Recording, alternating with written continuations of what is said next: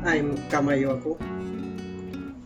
Now I will share to you the techniques for copying and pasting. So I will open our exercise file, this one. In copying and pasting our data, we have huge options and techniques. Now I will show you how. As you can see here, I have this table.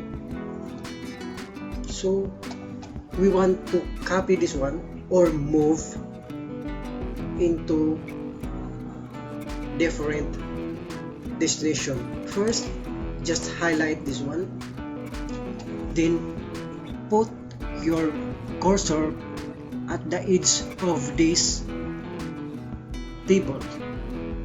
As you can see here, if I put this cursor, you can see the four-headed arrows, this one. We will press our left mouse button like that one, then it will move down here.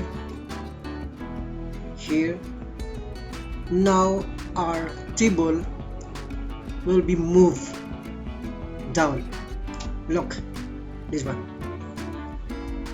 Again, we need to highlight, then put our cursor in the edge of our table. If you see the four-headed arrows, just click our left mouse button and move.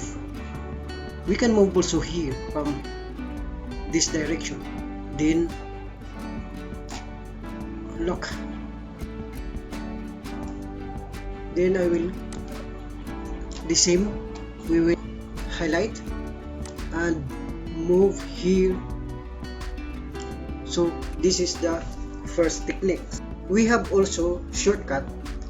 Just highlight this one, then use our keyboard. Just press Ctrl X like that one, then just put our cursor here or any location of this sheet, then just put here. Then you can press Ctrl V, or I will press Ctrl Z just to undo that one.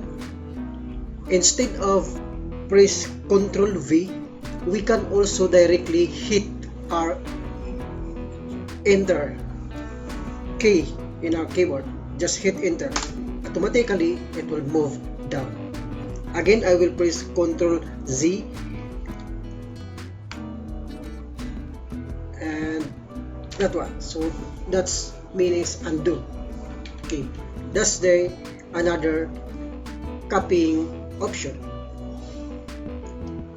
However, if we will do that one like this one, our original table will be deleted and move to the specific position or location.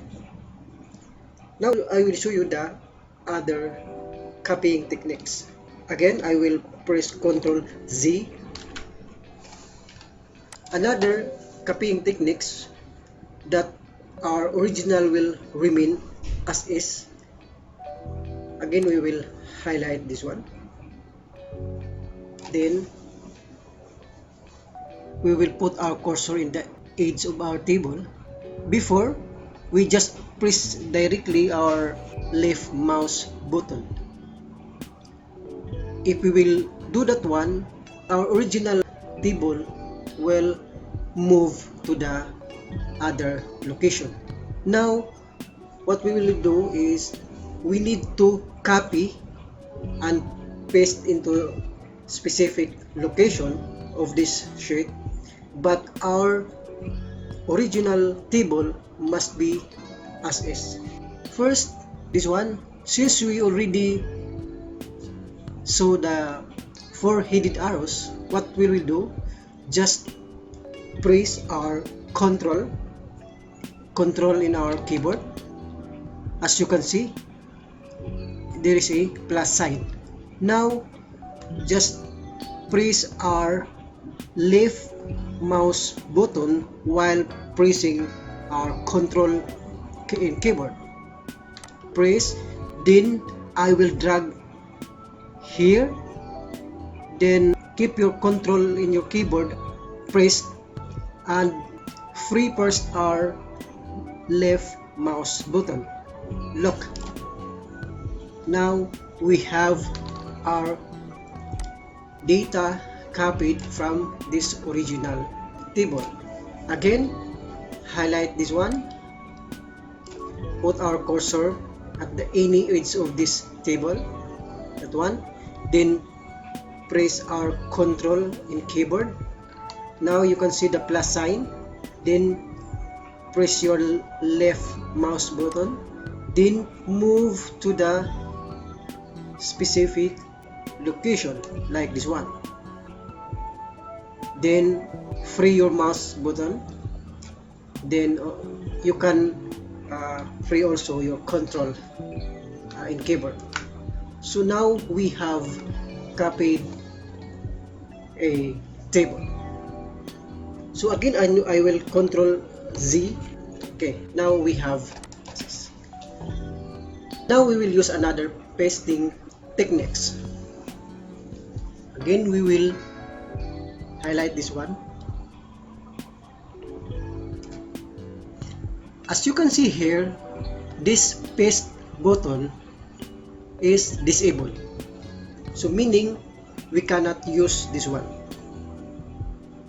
However, if we will click this copy, look what happened. Now this one is enabled. So now we are copying this table. So we need to put the specific cell first, which we want to copy here. Then we will go to this drop down. Now we have a lot of pasting option. First, if we will select this one, automatically at your right side there is a copied table. However, it's not the same format with our original tables, so we need to select another option here also, no borders. So as you can see in our original table, we have our borders, but if we will use this pasting techniques, this one options, this so-called paste special options, so no borders. Again, even though we copied our data from our original table, but our copied destination or copied tables are different formats, like or the dimension of the width of the column. So we will use this one, this keep source column. Look, as you can see, our original table, it's the same format with our copied table in your right side. So this is the one. Now we have the same format with this original and this one. Again, we will undo or Control Z. Okay, we need another option also here.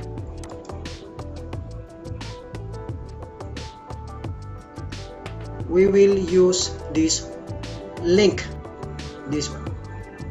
This is the linked option, copying, paste link.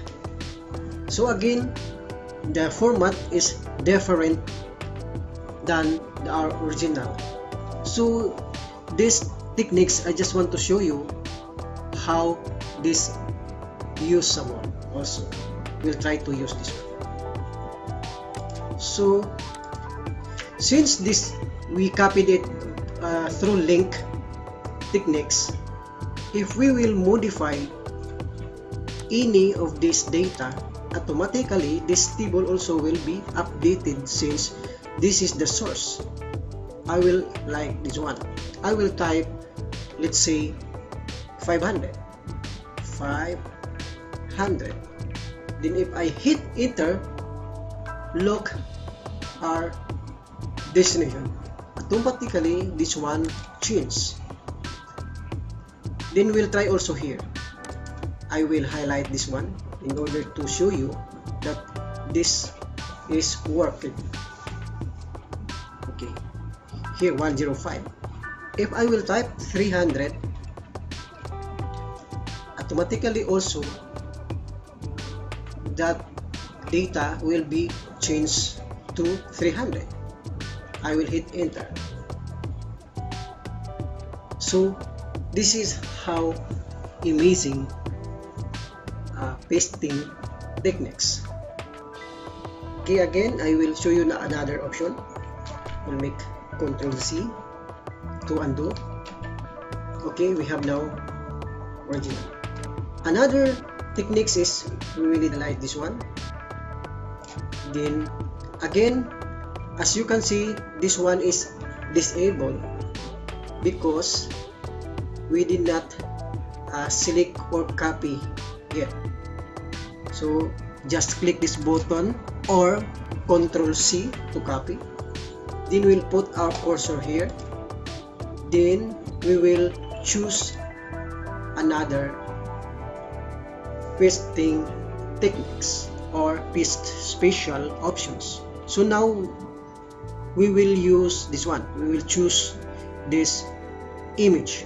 So if we will select this one, automatically this table is converted to image or picture. Okay, I will hide this grid lines just to show you this one. This is converted into image. So this one you can reduce the size without affecting our data. Whatever, since this one is already the image format, so we can resize it. We can rotate this one.